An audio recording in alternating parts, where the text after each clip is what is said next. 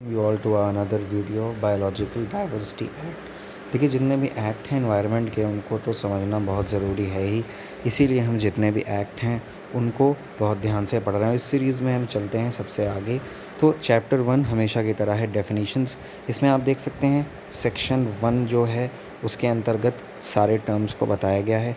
Biological diversity, biological resources, bio survey क्या होता है, यूटिलाइजेशन क्या है, नेशनल बायोडाइवर्सिटी अथॉरिटी का नाम लिया गया है, बताया गया है कि ये आगे डिफ़ाइन है लेकिन नाम इसका पहली बार यहीं लिया गया है। इसके अलावा equitable and sharing of resources जो आप पढ़ते हैं ये भी यहीं पर बताया गया है। ये हमारे काम का नहीं है, हम चलते हैं आगे। ये आता है हमारे काम की चीज़ें यहाँ से। तो जो चैप्टर 2 है उसमें regulation of access to biological diversity है।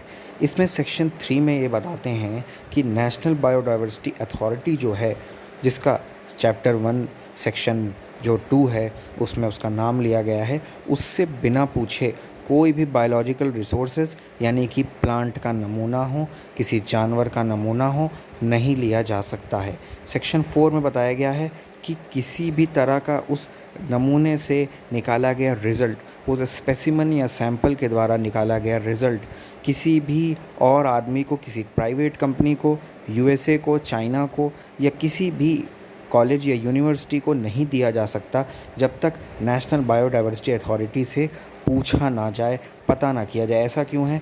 मान लीजिए कोई प्लांट है इंडिया में और वो प्लांट जो है वो कैंसर की दवा के काम आ सकता है और उसका सैंपल कोई चोरी छिपे यूएसए की कंपनी को दे देगा तो हो सकता है वो उसे पेटेंट करवा ले या उस पर वो जल्दी रिसर्च कर लेंगी और इंडिया उससे हाथ धो बैठेगा। इस चक्कर में ये एक्ट यहाँ पर दिया गया है। इसके अलावा सेक्शन 5 में बताया गया है कि सेक्शन 3 और 4 कहाँ नहीं लगते, कोलैबोरेटिव रिसर्च में। मान लीजिए यूएसए और इंडिया मिल के रिसर्च कर रहे हैं तो यूएसए के जो रिसर्चर्स हैं, स्कॉलर्स हैं, वो आएंगे ही और वो स्पेसिमन लेंगे ही, तो वो पहले से ही यहाँ पर इनको अप्रूवल मिला होता है। उसके बाद इसी चैप्टर 2 के सेक्शन 6 में है कि अगर इंटेलेक्चुअल प्रॉपर्टी राइट है तो वो भी नेशनल बायोडाइवर्सिटी अथॉरिटी से बिना पूछे नहीं लिए जा सकता। इसका मतलब अगर कोई इंटेलेक्चुअल प्रॉपर्टी राइट, कोई स्टेट कहता है कि ये हमारा स्टेट बर्ड है या ये हमारा स्टेट एनिमल या प्लांट है, तो उसमें भी नेशनल बायोडाइवर्सिटी अथॉरिटी बीच में आता है। और सेक्शन 8 में इसके एस्टेब्लिशमेंट की कहानी है, कौन होगा, कैसे होगा। तो ध्यान रखिए section 8 national biological diversity act में एनबीए के बारे में बताया गया है। सबसे इम्पॉर्टेंट अथॉरिटी यही है और इस अथॉरिटी के बारे में आगे हम समझते हैं। ये हमारे चैनल्स हैं, इच्छा अनुसार आप इन्हें ज्वाइन करिए। टेलीग्राम के दोनों पेपर के हैं अलग अलग, इसमें क्विज़ेज़ हैं, जॉब्स हैं, पीएचडी के फॉर्म्स भी बताए जाते हैं और वीडियो के लिंक्स। और इंस्टाग्राम पे भी आप हमें फॉलो कर सकते हैं अगर इन्वायरमेंट के अच्छे अच्छे फैक्ट्स आपको जानना हो। उसके बाद हम आते हैं नेशनल बायोडाइवर्सिटी अथॉरिटी पर। तो देखिए, सबसे पहले इस एक्ट में बताया गया है कि इनका हेड ऑफिस होगा चेन्नई में। दूसरी बात है एक चेयरमैन होगा and 3 ex officio. Ex officio मतलब ज़्यादातर जो सेंट्रल गवर्नमेंट है उसके जो रिटायर्ड एम्प्लॉयज़ हैं उनको एक्स ऑफिशियो बोला जाता है, या वो हो सकता है करंट में भी काम कर रहे हो। तो बोला गया है कि एक्स ऑफिशियो में एक ट्राइबल का होना चाहिए, क्योंकि ज़्यादातर फॉरेस्ट या कई फॉरेस्ट ट्राइब्स और ट्राइबल कम्युनिटी के आसपास होते हैं, तो उनका भी रिप्रेजेंटेशन हो।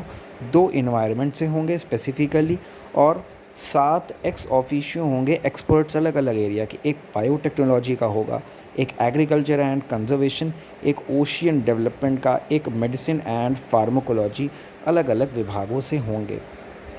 इसके अलावा हमेशा की तरह हमने जैसे देखा है सेंट्रल गवर्नमेंट ये कोशिश करती है कि हम एक्सपर्ट्स लें, तो 5 नॉन ऑफिशियल मेंबर, ये नॉन ऑफिशियल का मतलब है साइंटिस्ट होंगे, फॉरेस्ट एक्सपर्ट होंगे, बायोडाइवर्सिटी एक्सपर्ट होंगे और ये किसी यूनिवर्सिटी के प्रोफेसर भी हो सकते हैं या किसी कंसल्टेंसी में काम करने वाले भी। ये हो गए हमारे नॉन ऑफिशियल मेंबर्स। अब फंक्शंस की बात कर लेते हैं, बहुत इंपॉर्टेंट है। फंक्शंस में पहला आता है कि ये बायोलॉजिकल इम्पोर्टेंस के जो एरिया हैं, बायोलॉजिकल हेरिटेज वाले, या आप जब कोई नेशनल पार्क घोषित करते हैं, इसमें इनका बहुत बड़ा योगदान है। ये ग्रांट करते हैं अप्रूवल सेक्शन 3 और 4 और 6 के लिए, यानी रिसर्च आपको करनी है तो भी इनसे पूछना पड़ेगा। आपको कोई प्लांट पर किसी मेडिकल कंपनी को यानी मेडिसिन बनाने वाली कंपनी को रिसर्च करना है किसी जानवर पर भी, तो भी इनसे पूछना पड़ेगा। और ये सेंट्रल गवर्नमेंट को भी एडवाइस करते रहते हैं कि जी वहाँ पर बायोडाइवर्सिटी खतरे में है, उसको नेशनल पार्क घोषित करिए।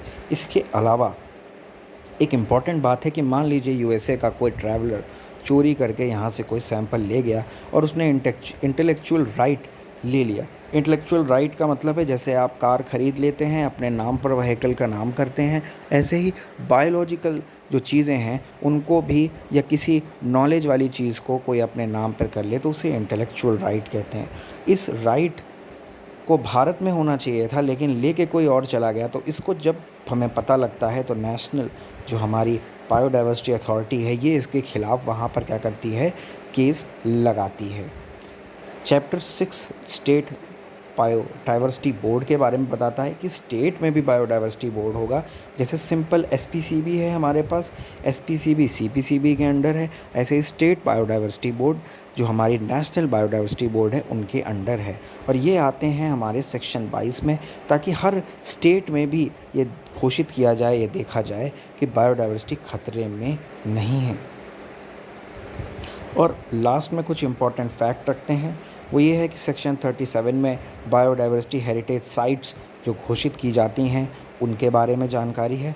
सेक्शन 38 में बताया गया है कि सेंट्रल गवर्नमेंट कैसे नोटिफाई करती है थ्रेटेंड स्पीशीज़ को। सेक्शन 41 बताता है कि आपको बायोडाइवर्सिटी मैनेजमेंट कमिटियाँ, फिर से मैं कहूँगा छोटी छोटी कमिटी होती हैं जो इतने बड़े बड़े कामों को अंजाम देती हैं, इनको बनाना है सेक्शन 41 में। और लास्ट में सेक्शन 52A है जो ये बताता है कि अगर आप खुश नहीं हैं नेशनल बायोडाइवर्सिटी अथॉरिटी के किसी फ़ैसले से तो आप नेशनल ग्रीन ट्रिब्यूनल में जाएंगे, बजाय सुप्रीम कोर्ट और हाई कोर्ट के। वहाँ भी जा सकते हैं, लेकिन क्योंकि इन्वायरमेंट का कोर्ट हम मानते किसे हैं, अपने मसीहा को, वो है नेशनल ग्रीन ट्रिब्यूनल।